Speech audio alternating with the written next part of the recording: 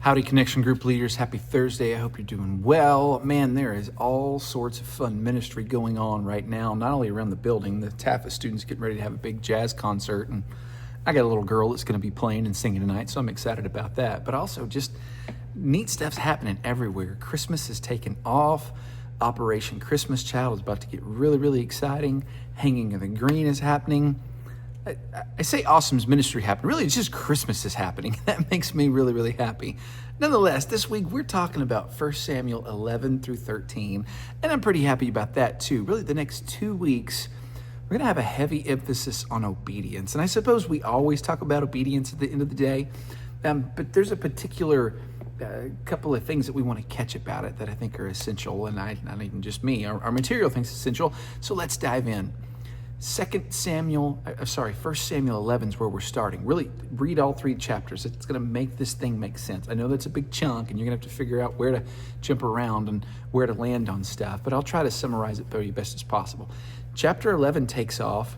The Ammonites are invading, and Saul, you see this incredible leader arise. And he's brave and he's bold. If anything, he's probably a little bit rash. He's slaughtering critters and sending chunks to people and saying, man, come fight or else. But nonetheless, you like to see some gumption in our guy, right? And he's just making it really, really clear, man, God has told us we need to go do this thing, so let's go obey the Lord and go to war. And they do, and they win, and it's amazing. And then in chapter 12, Samuel comes out and he essentially gives his retirement speech. Hey, look, guys, everybody needs to follow Saul now. Oh, by the way, don't miss in chapter 11, because you also see a sweetness to Saul. There's some people that are kind of murmuring, hey man, who put this guy in charge? And Samuel says, whoever said that, he needs to die. And Saul, remarkably, is really gracious. Says, no, nobody's going to die today. People can think whatever they want, essentially, right? Today's a day about celebration because God's given us a victory. Praise God. This sounds like a pretty good leader. Again, chapter 12, Samuel's retiring. Everybody listen to Saul. Then we jump into chapter 13. And all of a sudden you see a change in Saul and you see a change in the people. And I wish I could pinpoint exactly what changed. I've got a pretty good opinion, but it really is just opinion. And I think the reason for the change is fear. And for Saul, there's really 2 things going on. A massive army is now encroaching upon them. The people are legitimately afraid because they're outnumbered. And also, if you catch the very end of the chapter, nobody has weapons except for a handful of folks.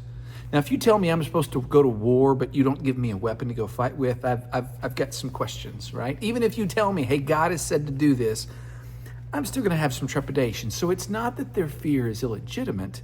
It's their actions that become problematic. But even more so, for Saul, Saul is now afraid of the enemy that's coming, and he's also afraid of the murmuring of the people. Because some of them are not showing up to fight, others are just grumbling, and he doesn't know what to do. And the person he's relied on up to this point, Samuel, who just retired, hasn't showed up yet. Samuel's given him word, hey, don't sacrifice until I get there. When I get there, we're going to do this thing.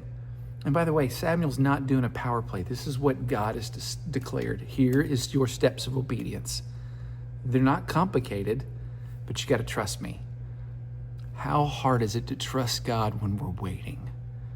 Is that not relevant every single day in the week of our lives, whether you're a teenager or a little bitty kid or an adult or a grandparent? Wherever you are in the life spectrum, waiting is hard. Sometimes in particular, waiting on God. Nonetheless, he's waiting, and he doesn't wait, and he sacrifices these animals, doing a good thing, but doing it at the wrong time, and even more specifically with the wrong motive. And as a result, things begin to tumble. You see Samuel's declaration, because you've done this, you don't get to be king for forever. Someone else, God has already chosen your successor. Wow. David, by the way, probably isn't even born yet. We're that early on in Saul's kingdom. So what are we going to gather for this, man? Our obedience matters. And this is where we'll go, duh.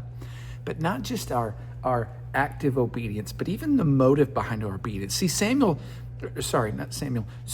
is trying to do a good thing, but is driven to do a good thing by a bad motive. Fear motivating us, or trying to appease other people, or trying to get other people to like us. is not a good reason to serve the Lord. This is the kind of stuff that, man, 1 Corinthians talks about all the stuff that we do for Jesus when we did it for bad motives. That's the stuff that's just going to burn up.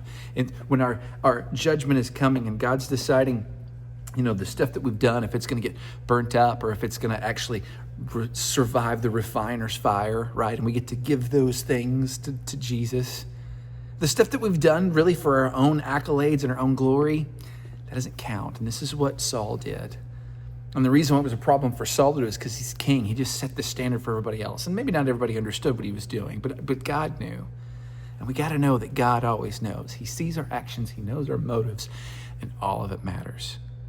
So 1, don't be driven by fear. Number 2, check your motives and what it is you're doing. Why am I obeying? And if your glad-hearted obedience isn't actually glad-hearted obedience, it's just, I don't want to get in trouble. That's not terrible. But even more so, if your obedience is, I just want to look good. Jesus had a lot to say about that, by the way. It doesn't count. Guys, I love y'all. Can't wait to see you on Sunday. Merry Christmas.